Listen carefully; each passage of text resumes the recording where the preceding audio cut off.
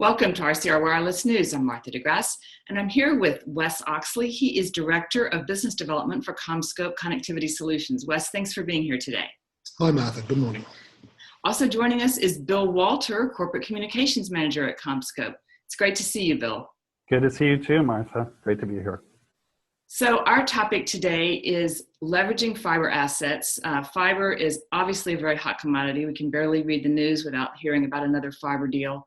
So service providers, when they have access to fiber, they want to make the most of it and get the most use that they can out of the fiber that they have.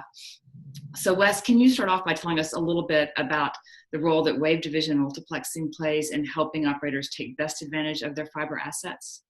Yeah, Martha, as you said, that fibre asset is becoming more and more critical today as we move towards this 5G converged world. Everybody is, as you said, doing a bit of a land grab on fibre at the moment, trying to get their hands on as many fibre assets as required, because the operators have realised that they just are going to simply require a great deal of fibre to be able to carry all this traffic into the future. And something like WDM can really help the operators get the most out of that very valuable fibre asset. And there are a couple of ways of doing it. You know, there's both C and DWDM, you know, coarse and dense wave division multiplexing.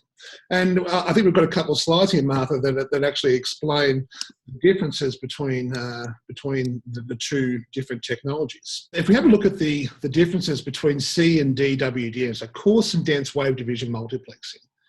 Now, operators have a choice between the and coarse wave division multiplexing, it's typically done, 4, 8, 12, 16 channels, and they have a much wider channel spacing. If you see on the little diagram that we have here in the bottom left-hand of the screen, we can see that there is a wide channel spacing allocated, and that allows the operators to use cheaper lasers.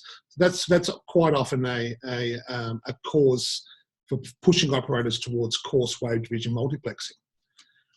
Alternatively, though, you can do dense wave division multiplexing when we can get up to 40 channels down one fibre.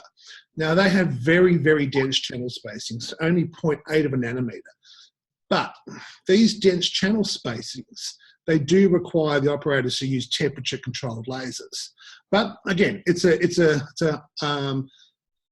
way that the operators have to choose between one or the other. They've got to offset the cost of the higher lasers against getting more capacity. Now, if we just click over to the next slide, we can see that, how these dense channels, you can see them sitting right in the middle of the channel spacings there.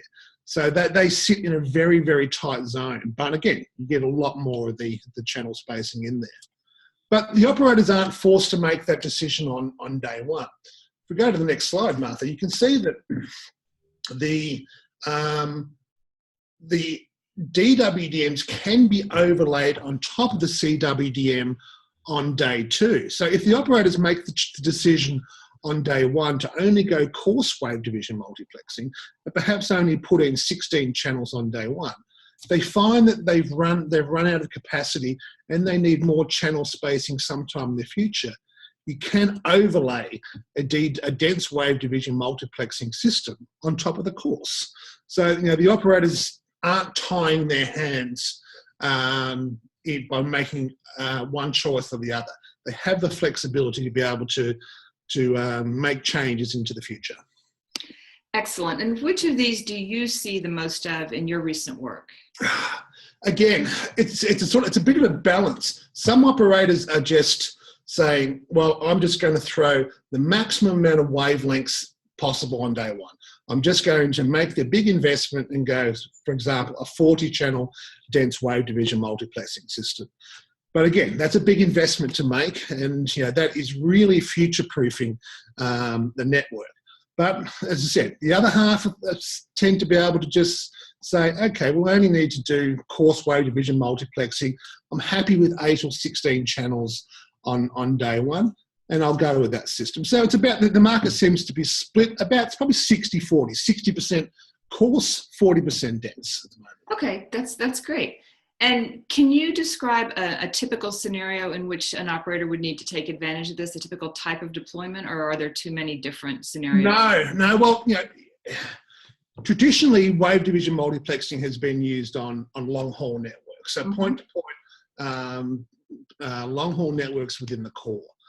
But if you have a look at something like a small cell deployment or densification rollout, so somewhere, for example, you're down in a downtown area of a major city, and you're having to drop off channels at every 300-400 meters if you're doing lots of small cells along a route.